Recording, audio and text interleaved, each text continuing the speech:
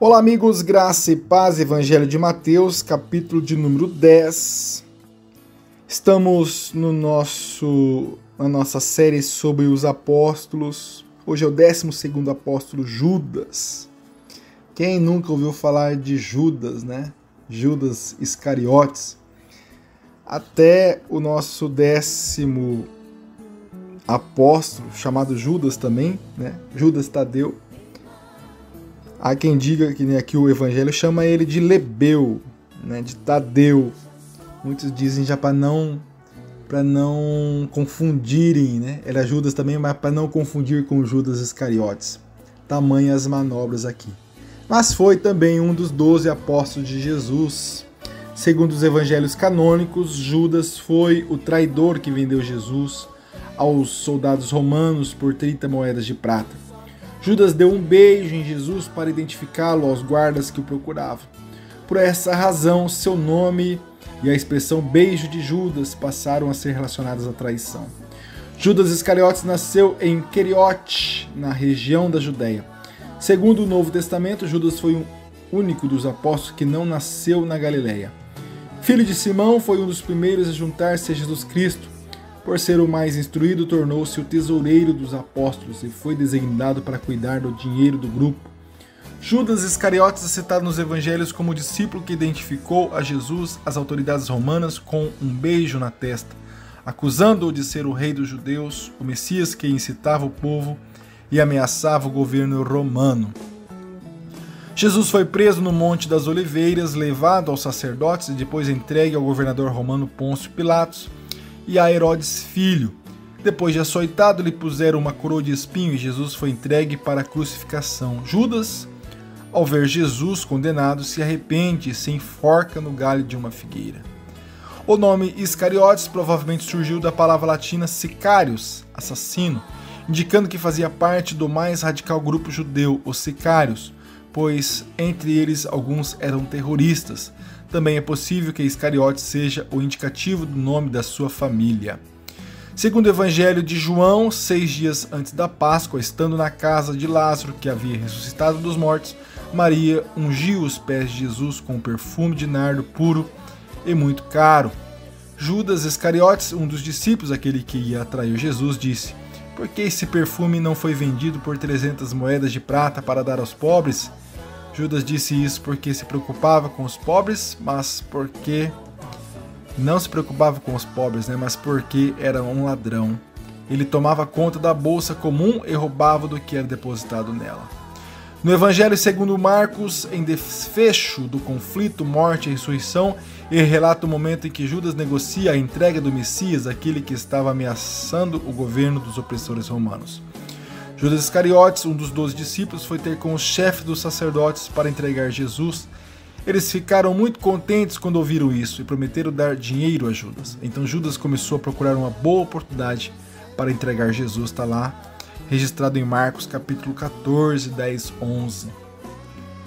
Durante os preparativos da ceia da Páscoa, que seria realizada pelos apóstolos, o Evangelho de Marcos relata: ao cair da tarde, Jesus chegou com os 12.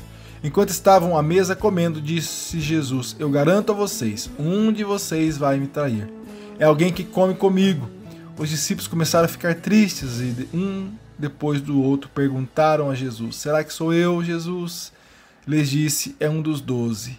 É aquele que põe comigo a mão no prato." Depois da última ceia, Jesus foi orar com os apóstolos no jardim do Getsêmani. Jesus ainda falava quando chegou Judas com uma grande multidão armada de espadas e paus. Iam da parte do chefe dos sacerdotes e dos anciãos do povo. O traidor tinha combinado com eles um sinal dizendo: "Jesus é aquele que o beijar, prendam." Judas logo se aproximou de Jesus e disse: "Salve, mestre." E o beijou. Jesus lhe disse: "Amigo, faça logo o que tem a fazer." Então os outros avançaram, lançaram as mãos sobre Jesus e o prenderam. Conta Mateus em seu evangelho: então Judas, o traidor, ao ver que Jesus fora condenado, sentiu remorso e foi devolver as 30 moedas de prata ao chefe dos sacerdotes e anciãos, dizendo: "Pequei, entregando à morte sangue inocente."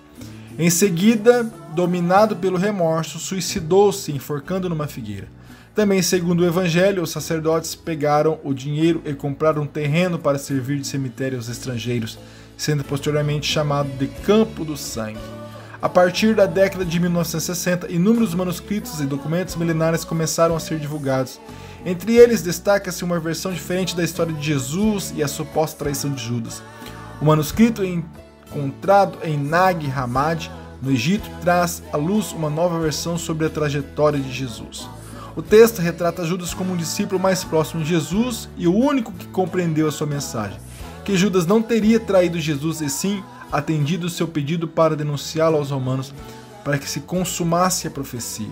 O manuscrito foi dado do século 3 ou 4. Muito bem, então temos aí Judas Iscariotes, né, que Mateus chama aqui o que traiu Jesus, aquele que traiu, né, porque entre os apóstolos, entre os 12, são dois Judas, né, o Judas Tadeu, que nós já falamos, e o Judas Iscariotes, que João também vai dizer, né, quando João vai falar de Judas Tadeu, ele faz a ressalva, né, não o Iscariotes. Nós temos que entender que aqui são, né, Mateus fazia parte do círculo, então eles devia estar muito ofendido aqui com a situação de Judas Iscariotes, né, que traiu o mestre. Então eles fazem, né, questão de deixar bem claro aqui. E nós fechamos aqui com essa versão apócrifa, né, que não é canônica, que faz essa menção de Judas. E eu também faria essa pergunta para você: você acha que Judas foi salvo? Né? Porque a Bíblia relata, que narra, né, que ele se arrependeu, foi lá tentar corrigir o que tinha feito, né, mas já estava feita. Né, e o remorso foi tão grande que ele se enforcou. Nós vemos Jesus também numa tensão enorme, né, suando gota de sangue, né, e aqui Judas chega ao ponto de se matar, de tirar a sua vida, né, se enforcou numa árvore. A gente não quer dar brecha aqui para ninguém querer se suicidar, né? Mas na questão de Judas, né? Porque como foi, nós estamos colocando aqui, não teve martírio e se suicidou, mas teve toda uma vida, né? Teve os seus 3 anos, foi escolhido por Jesus, né? Tem toda a sua história. Infelizmente, tristemente, né? Tragicamente acabou assim, né? Toda a sua vida marcada como, né, quando a gente quer chamar alguém de traidor, de traíra, a gente chama de Judas, né? É o que ficou marcado na vida de Judas Iscariotes. Mas que possamos pensar nisso com a mente de Cristo, né? Nós não sabemos os desígnios de Deus. E assim fechamos o nosso 12º apóstolo, os apóstolos escolhidos por Jesus. Vamos meditar ainda o 13º apóstolo, né, escolhido depois que Jesus foi assunto ao céu. Espero você para completarmos a série dos 13 apóstolos. Até lá, fiquem todos com Deus. Eu só quero